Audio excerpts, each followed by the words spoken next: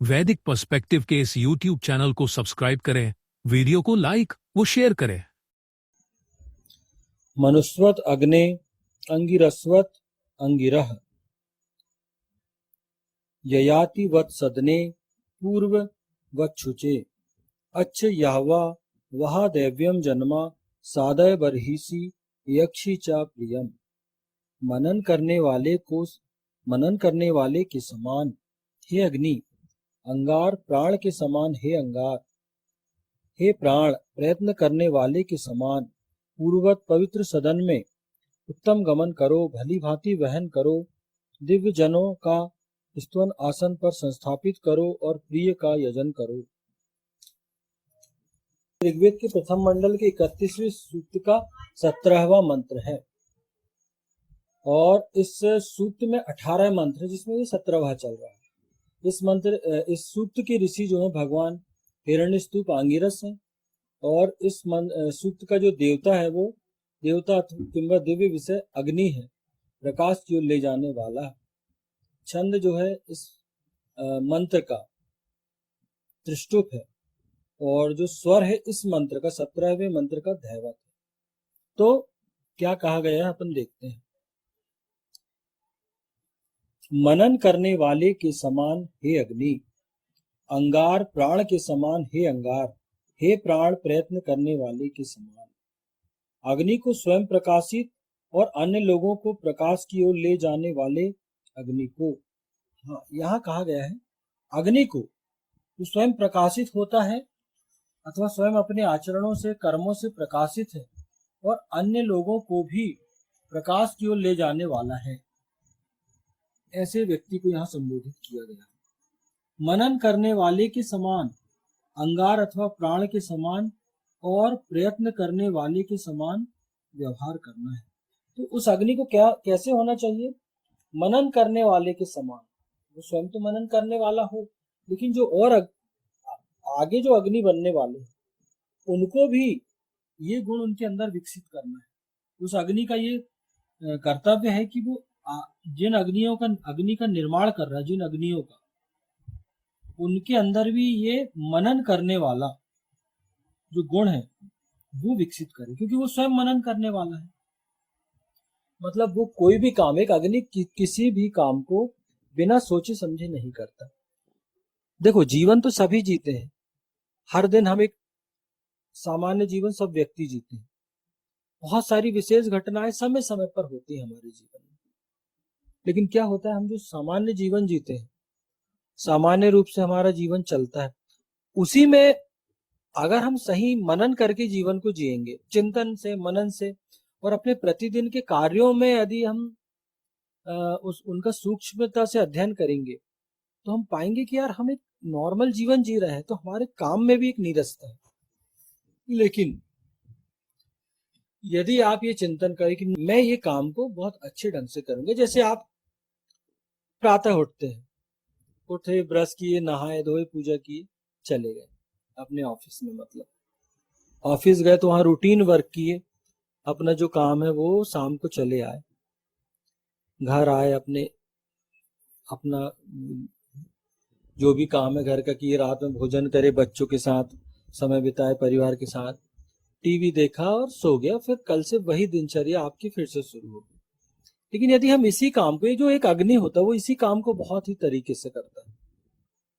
सुबह समय पर उठेगा और बाकायदा उसका एक टाइमिंग, इतने समय मुझे ये करना है, इतने समय ये करना है, मुझे ये करना है, ऐसे मुझे अपने तैयारी करना, तो उठेगा तो उसी काम में उसने एक व्यवस्था लगी लेकर आ गया वो। अब वही ऑफिस गया अपने, या कार्य क्षेत्र में गया, कोई व्यापारी है, कोई नौकरी पेशा व्यक्ति है, किसी का स्वयं का व्यवसाय है, किसी का कोई काम है, तो वो वहां जाकर यह मतलब ये अपने डिसाइड करे, मनन करे कि यार मुझे अपने कार्य क्षेत्र में बहुत बेहतर तरीके से काम करना है ताकि मैं आगे बढ़ सकूं और मैं अपने काम में बहुत ही, जो भी कर रहा हूं उसमें मुझे मास्टरी हो, मैं उसका एक्सपर्ट बन सकूं। तो आप देखेंगे कि बहुत सारे लोग, हम अपने आसपास देखते हैं, बहुत सारे लोग एक रूटीन में वर्क करते हैं, लेकिन वही उन्हीं के बीच में कुछ काम करने वाले एक्सपर्ट होते हैं, कुछ बहुत ही एक्सपर्ट होंगे, विषय विशेषज्ञ होंगे, अपने क्षेत्रों के विशेषज्ञ होंगे, डिसिप्लिन होता है उनमें, अनुशासन होता है उनके जीवन में। बस यही वेद कहता है। वेद का यही यही समझाना चाहता है वेद अपने आज्ञाकारियों को कि एक अग्नि को कैसे होना चाहिए। अग्नि को इसी प्रकार होना चाहिए कि वो अपने हर काम को करने से पहले चिंतन मनन करे। अगर आप चिंतन मनन से कोई काम करेंगे तो उसी काम में क्वालिटी आएगी, अब आपके उन्हीं कामों में क्वालिटी आएगी और वही चीजें आपको प्रसिद्धि भी दिलाएंगी, वही चीजें फिर आपको प्रसिद्धि भी दिलाएंगी। तो यहां आगे कहा गया अंगार अथवा प्राण के समान और प्रयत्न करने वाले के समान व्यवहार करना है। अब अंगार मतलब अंगार अथवा प्राण के समान, तो भी अंगार शब्द क्या है?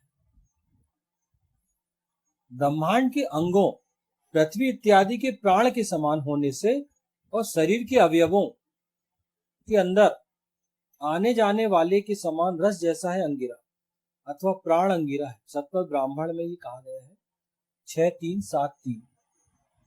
मतलब जो अंगिरा है, अग्नि है, वो प्राण के समान होने से, प्राण के समान है अंगिरा, पवित्र करने वाला, प्राण के समान। जो अग्नि है वो, उसका व्यक्तित्व कैसा होता है? प्राण के समान दहकता रहता है हमेशा। वो अपने व्यक्तित्व से सामने वाले को प्रभावित करता है, उसका व्यक्तित्व दमकता है, लोग उसको दूर से ही नोटिस कर लेते हैं कि अग्नि। मतलब वो ऐसे हो जाता है जैसे शरीर में प्राण होते हैं, प्राणों के बिना शरीर अधूरा है। तो वो भी समाज में अपनी ऐसी उपस्थिति दर्ज कराता है कि प्राण के समान हो जाता है, कि उस लोगों को लगता है कि नहीं यार, इसके बिना बहुत सारे काम नहीं हो पाएंगे, ये व्यक्ति समाज की बहुत बड़ी जरूरत है। हम अपने आसपास देखते हैं बहुत सारे समाज सेवक, चरित्रवान व्यक्ति हमारे पड़ोस में पाए जाते हैं, हमारे एरिया में पाए जाते हैं, हमारे किसी क्षेत्र में जहां हम रहते हैं, उस नगर में, राज्य में, देश में बहुत सारे जो व्यक्ति हैं वो पाए जाते हैं। क्यों? क्योंकि वो अंगिरा है, मतलब प्राण के समान। उन्होंने अपने व्यक्तित्व से, अपने कर्मों से अपने लिए समाज में एक स्थान बनाया।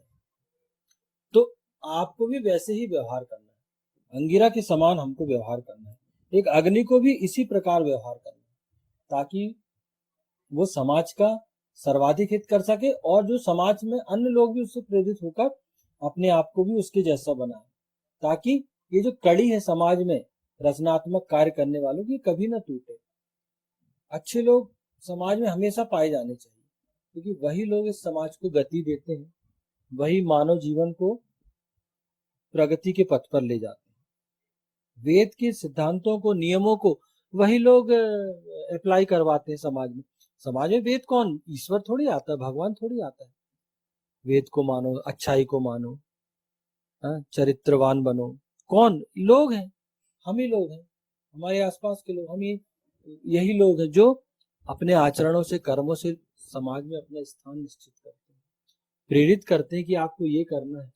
वेदों के नियम, वेदों के सिद्धांत को लागू कौन करता है समाज में? मनुष्य ही करता है। तो हमारे बीच में ही जो लोग पाए जाते हैं वही ये काम करते हैं। तो वही अग्नि है जो ये करते हैं, और आगे जो करते चले जाएंगे अग्नि है, वही लोग अग्नि, उन्हीं को ईशान संबोधित करता है। ईशान उन्हीं को संबोधित करता है। जैसे स्कूल में आप देखेंगे, जब आप स्कूल में हम पढ़ते थे, या हम सभी का विद्यार्थी जीवन है, या जो लोग शिक्षा के क्षेत्र में शिक्षक वगैरह हैं, तो वो जानते हैं कि वो पूरे बच्चों का अध्ययन करते हैं, उनकी मानसिक स्थिति का, उनकी नेतृत्व क्षमता का, और उनमें से हैं टीचर डिसाइड कर लेता है कि कौन कक्षा का कैप्टन होगा। और एक स्कूल का कैप्टन अलग होता है, कक्षा का तो कैप्टन होता ही है, एक स्कूल का भी होता है। तो वो टीचर जो है वो ये डिसाइड कर लेता है कि कौन होगा, किसके अंदर नेतृत्व क्षमता है। बस अग्नि को चुनने का यही तरीका।